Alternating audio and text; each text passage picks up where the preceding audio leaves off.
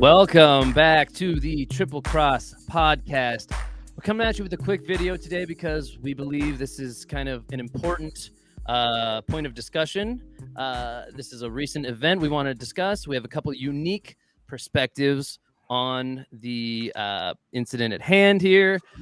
We are going to be breaking down the Duke versus BYU volleyball incident that's just happened recently. Just a really quick intro to this in case you haven't heard about it at all. Without adding any color to it at this moment, seems like the broad strokes of the story is during a game at BYU, a Duke volleyball player said that she heard some kind of racial slur being shouted from the stands multiple times throughout the game at different points throughout the game or the set, whatever the terminology is for volleyball. It's not a volleyball pod. Yeah, throughout the match. Right. Volleyball match. Thank you. That's all I'm going to leave it at. Guys, so we have John here, who is a member of the LDS faith. Is it? Am I using the right terminology? The Church of Jesus Christ of Latter-day Saints, which is BYU is a church-sponsored university. Yeah. I also live in. I'm white. Obviously, cat's out of the bag. I live in Utah, and I am, Mormon, as most people know it. So, and we also have Q here with another interesting perspective. I don't believe Q is a member of that faith, to my knowledge, but he might have an interesting take on it nonetheless. I'm gonna leave it there. Let's get into it. I mean, and we were starting to talk a little bit beforehand, and Q had really something that almost was just shocking to me. Because essentially what's happened here is she said, she claimed this happened BYU threw the person she pointed out of the gym, which is kind of the precedent in sports. If a player, points out a fan that's being belligerent, that person gets removed. Professional sports, at least. Yeah. In professional sports, at least. And then BYU conducted an investigation into itself, reviewed video, collected testimonials from witnesses, and then came out with a statement that they've unbanned this fan, and they found that that this fan was not guilty, of that charge. So I mean, that is, in as unbiased a way as I can, what I would say has happened thus far. So Q, I guess to you, what do you think of this? Let's start with the most simple question. Do you believe that somebody shouted racial slurs during the match? I mean, in terms of being okay, this definitely happened. Obviously, I wasn't there. I don't know. No one really knows besides the people that were in that building. And maybe even the people who were in the building probably don't even know that it happened because they weren't paying attention or weren't aware. But I will say things like this happen, all the time. It's not unlikely for someone to be, racist towards someone else, especially when it comes to sporting events. There's been multiple accounts of athletes in the NBA specifically that have said that, racist, for example, Boston, that multiple NBA players have publicly come out and said that Boston fans are some of the most racist fans in all of the United States. So interesting. Yeah. Let me ask you this. So you grew up playing sports.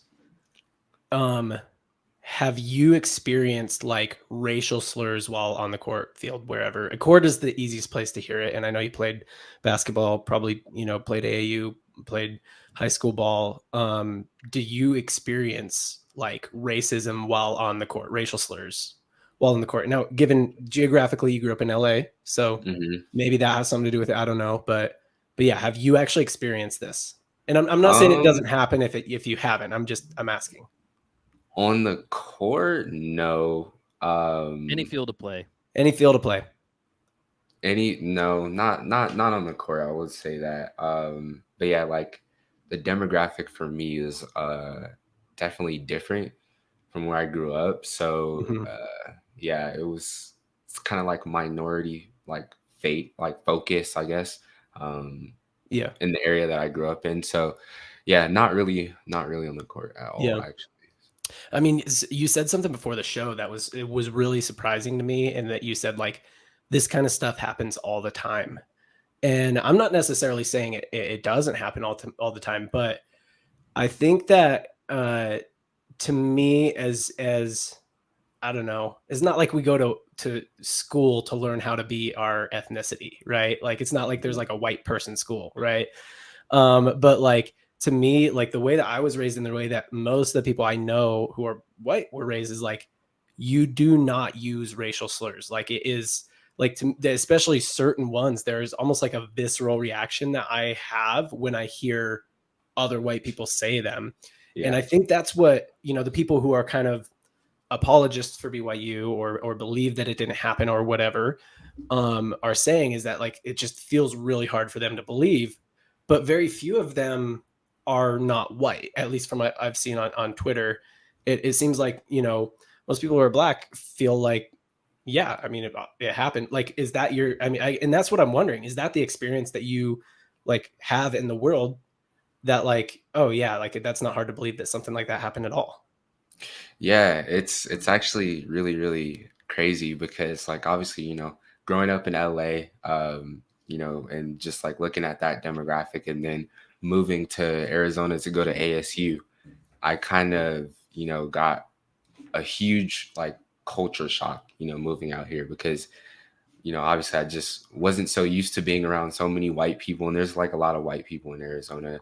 There's a lot of black people too, and Hispanics, of course, but it's just like I wasn't used to being around that many. And I think their culture is just so much different, like specific like norms and like social cues and things like that, that they don't really realize like specific things that they say that they probably mean no ill intent on, Yeah. but can really affect someone of a different race. Yeah. It's just like the little things. Speaking to that, like culture shock thing, man, I think you've even mentioned it before, like something like gun ownership. You noticed like a big spike when you moved. And just real quick, just for John's background too, like John and I are longtime friends, like since childhood.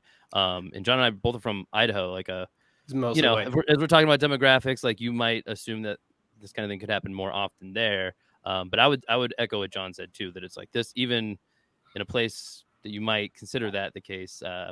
Yeah, echo John's sentiment exactly. So yeah, and the reason I started with the simple question of like, do you believe this happened, is because that seems like the two camps. And to me, it seems like there's three possibilities, and this is where if I'm like, there's a blind spot in my thinking, I really want it to be pointed out, because if there is one, I think it's similar.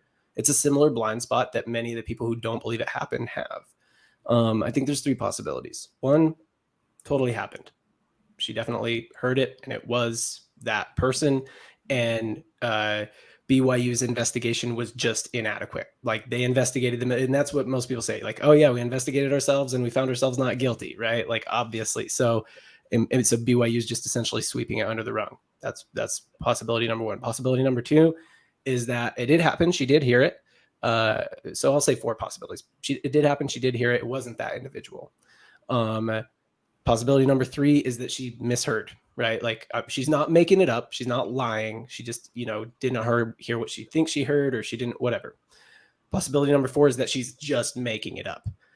I tend to feel that thinking that she's just making it up and lying is extreme. That seems like an extreme viewpoint to me.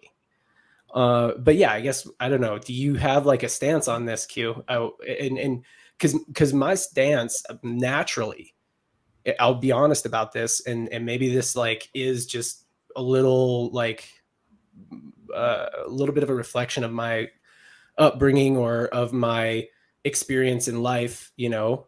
I tend to land in the middle. I tend to either think, oh, I tend to like believe that BYU did a significant investigation. They found it wasn't that individual. So like either it happened and it was someone else, or it didn't happen, but she's not making it up. She just misheard or something like that. I'm interested in your viewpoint there.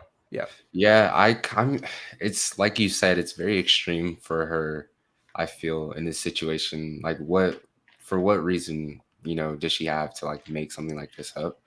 I feel it's a possibility that she may have misheard, but I honestly just think, she in this situation is probably telling the truth, honestly. Like I just feel like for why? Like why go and like create this whole national, like, I guess, headline of, oh, BYU fans or whatever heckling, and one of them said, some kind of racial slur to me, and I didn't like it. Like, what is the Yeah. point of her lying about something like that? Um, but yeah, with that being said, like, I think the way BYU handled the situation was just completely inadequate. I Mm. think I think personally, they're trying to not be labeled as like a racist school or whatever. Hmm. And that's what they think is going to happen, but in reality, like, I it may happen, they may be labeled that, I don't know, but I think they should have just issued an apology to just kind of like smooth things over, because what's going to happen now is there's other schools that are going to start like blacklisting BYU for being, a school that tried to cover up this racist, like a Interesting. racial scandal. So you And don't that's think going they to, should have investigated? you You said think they what? should have just apologized, not really investigated it? No, I think they should have investigated it, deeper than what they did. And I feel like the Mm. turnover, like, of them doing the so-called investigation and then coming public and being like, yeah, so we found everything, we found no wrongdoing here. I think they should have done more, like interviewed more people or whatever they did. All I heard is that they like listened to some kind of audio of the whole Yeah. of the So whole like match, and then that was like the yeah. So according to them, they've gathered every camera angle that they can. So that's either student submitted, from phones and stuff like that, as well There's as what's in obviously the a gym. TV broadcast. TV broadcast, Mhm. as well as what's in the gym. They've gathered all the audio they possibly can, and they've like essentially tried to do their best to watch and listen to that individual as much of the match as they can.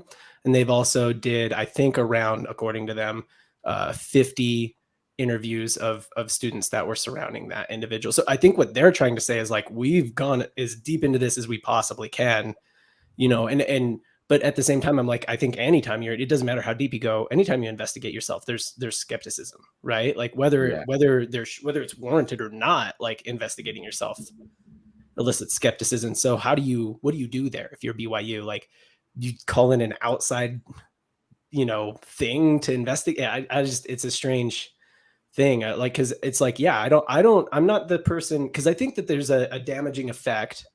And this is, I think BYU is kind of being labeled racist than they were before. I would disagree that it's a inherently racist institution. I would disagree that the church is inherently racist, and there's reasons why people think that we don't need to get into, because we maybe go a little too religious for the show. But I I think that BYU is trying to do like, okay, well, what can we do about this? We could obviously just apologize, let it kind of go away. But I think, like, to me, the fact that they investigated at, like, at least maybe is like it would have been easier to just let it go away. But I don't know, because I don't want to not believe her. I think there's a very damaging effect when you say, hey, if something happens to you, say something. And this could be racism, this could be assault, anything, right? It's a very damage effect when you say, hey, if something happens to you, say something. And then as soon as somebody says something, we go, oh, yeah, but did it Right. really? Did it really? You know what I Right. mean? Like, I don't really love Yeah. that precedent, but it happens. If I can, just a little bit here, because obviously I don't belong to either of these communities that we're kind of talking about, but it does allow me kind of an opportunity to maybe see some similarities on both sides a little bit.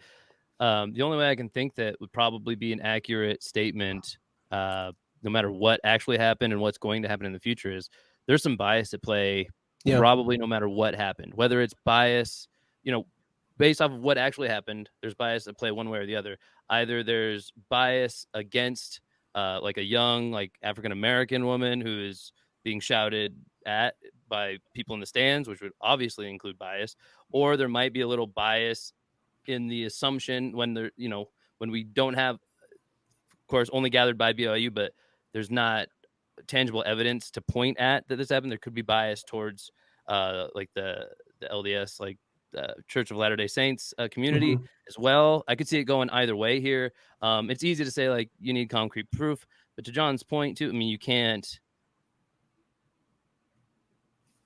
ask people to do so we don't believe you. So it's very damaging to just live by those hard, fast rules. I think the most complicated thing that I can say for sure is there's some bias at play here for sure. I mean, the other factor I wouldn't want to like point out, it's not my viewpoint, but I'd want it to be represented. Maybe you have something to say to this, Q, because it's not my place to say, but do you think there's a possibility at all for a black athlete going to a place like BYU, say you hear something that's kind of ambiguous, you didn't fully hear, is there a chance that in your brain you're like, oh, they probably said this if it was something that sounds similar? Is there anything to that at all, or would you just wipe that away as like that's not what happened? Let's be real here. I mean, of course, it's likely. But like I said, at the end of the day, you just really don't know anyone's true intentions. And like, you want to assume that everyone's a good person and would never do something like that. But, you know, with nowadays, it's just, that's not the case, unfortunately. I think we can all hope it. Sorry. Yeah. No, people are definitely, there are racists out there. Racism is very much still a thing. So let's, you know, not pretend like it's not like it's unheard of for something like this to happen. And I feel like them pretending like it's completely like, oh my God, she has to be lying. Like how we don't have a single racist in our institution is just like, it's just unrealistic to me. Like every school, it doesn't matter where it is. It could be in Southern California with like the most Hispanics. You know, every school has racist people. Like it's just inevitable. A lot of them may not show it, but you know, they feel how they feel, obviously. And you know, some people may be very public about it. Some people may hide it. You just never know. Yeah. I think there's races everywhere, like you said, Q. Probably racists of all races as well, you know. And I think the one thing that we'd all agree on probably is that we hope this is just a misunderstanding, at least for what actually happened. That's my take, at least. Well, yeah, you know, or I think, okay, so if we were to wrap this up and do a solution or a way that we could like kind of handle this, or do you think this is just something like we're going to just have to move on from this? There's, you know, people aren't going to find middle ground. The people who are really on the side of like, yeah, it didn't happen, she made it up. Are they not going to be able to find middle ground with people who are like, I mean, and you know, you just inherently believe her. And I think that is valid. Right. And I think that that's like the right path when somebody says something happened to them. So, but like, the people who inherently believe her and the people who like inherently think that she made something up, like, is there a solution here? Is it like, we're just going to have to, you know, move past this?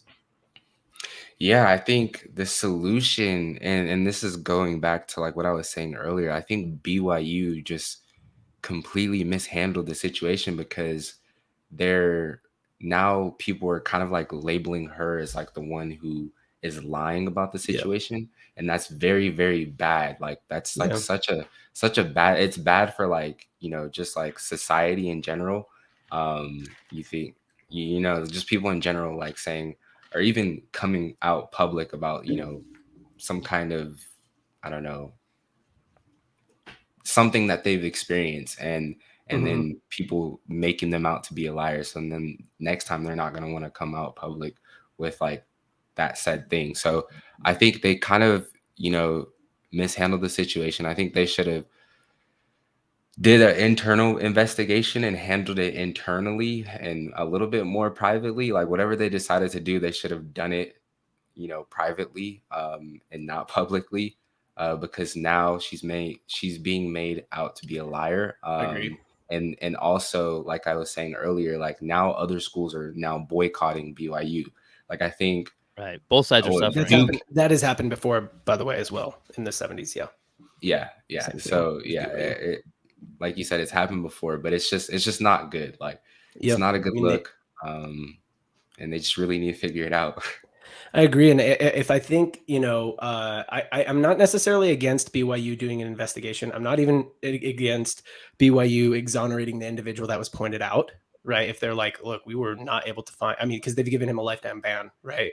If we're not able to find any evidence that he was, you know, doing anything wrong, I'm not even against that. I do think maybe that's either handled internally, or I think what would be a better way to publicly release would be to say, you know, hey, you know, I don't think that they could possibly, unless they could, conduct an investigation where they could say, we can confidently say that there were no racial slurs said.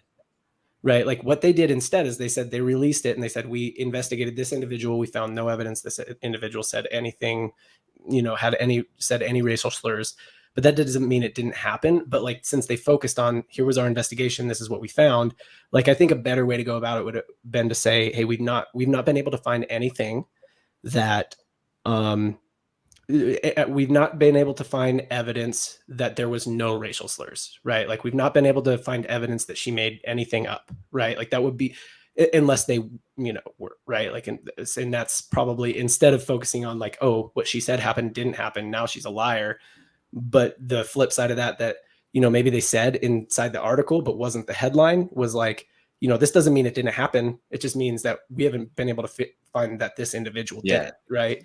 But that's what they should lead with, I think. I think depending on the media source, a lot of the same information has probably been presented in different ways. I think there's a lot of very careful wording based off the media, because if neither organization is taking a hard stance one way or the other, the media is doing the ultimate kind of like trying to do double speak a little bit as to not offend anybody, which is kind of the least respectable thing. I love on this podcast, you guys are at least both kind of keeping it real as we do on this show. But I will say this, I don't think there's a lot that can be done about this in like broad strokes, like for the future. It's just how do you get ahead of this? But I will say this, two of the most polarizing subcultures in America right now are both sports and colleges, like in their own right, separately. And this is that perfect intersection. This is kind of similar to like the Leah Thomas thing, why it got so much run, is because it just hits people right in like a 2-point place where they, what do I do here in this kind of discussion? And I'm a little worried because,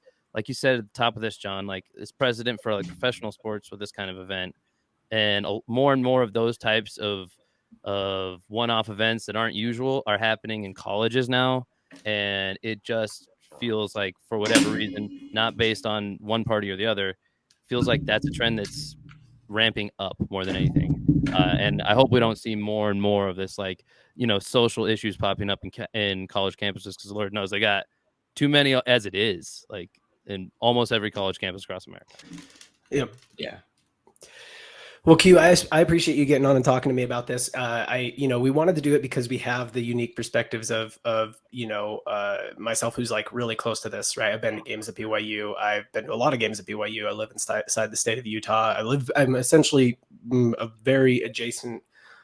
I'm part of the group that's, being labeled racist right now, which I personally disagree with it as a generalization of a group, but I do agree with your point that there's racists in any group, right? And racism is real. And so to categorically deny racism, within a group or on a campus, I think is also, equally inaccurate as labeling an entire group or a campus racist as well. Yeah. And I appreciate you getting on and talking about it. And I'm glad we're able to find like some common ground on it. Ultimately, that's why I enjoy the podcasting format, and why that's what I like doing, right? Like, where can we find common ground, as opposed to like, let's just disagree on Twitter in 280 characters or however many. Completely thankful agree. our podcast isn't 30-second clips only. We get to flesh out these things. We honestly said we wanted to stay under 10 minutes on this, but I guess the topic did deserve a little bit more time. Gentlemen, do you have any final words before we kind of wrap this thing up? No? All right. I hope everybody got their piece out there. I think everybody just agrees it's an unfortunate situation. Hopefully there's the best possible resolution, whatever that means. And to you, Triple Cross community, thank you for tuning in to this. We thought it was an important issue to cover. And until next time, we will see you.